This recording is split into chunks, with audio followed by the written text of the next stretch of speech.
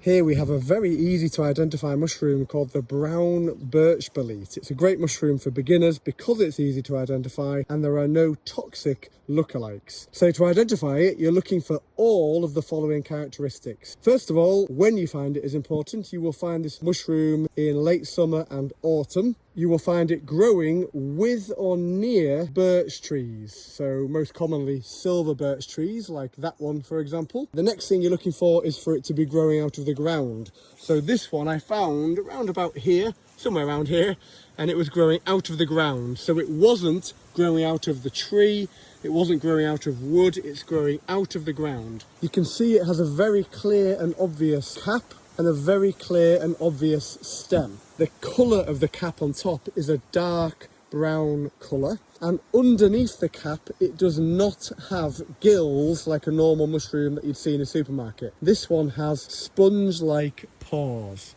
And the colour of the pores are this creamy, off-white, very light brown or greyish colour. And the colour of the pores do discolour with age. Now this mushroom is probably, I'd say, medium maturity. When it's a bit younger, the cap will be a bit more domed shape, and this one has flattened out a little bit.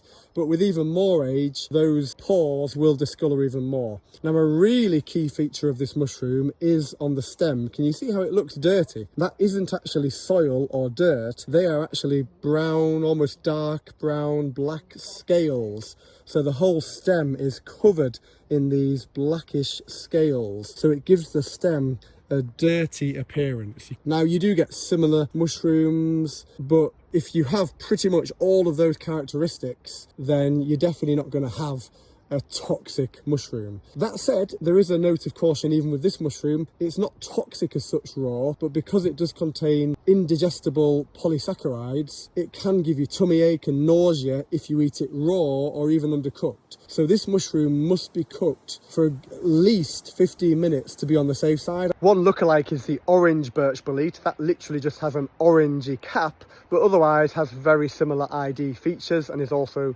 found with birch trees. And actually the orange birch bolete, to be honest, is actually nicer than this one, the brown birch bolete. It's mainly texture that lets it down, can be a bit mushy. Younger ones are better for texture. Even flavour wise though, it's not bad, it's just not amazing. But what this mushroom is great for, I think, is to bulk out dishes. So I'm actually going to put this into a wild mushroom soup with some other nicer mushrooms, and it's great for that purpose, just for bulking out your dishes. Another really great use for this mushroom is to dry it and powder it to create like a mushroomy powder, and then you can just chuck that into all sorts of other dishes to give it that lovely mushroomy flavour.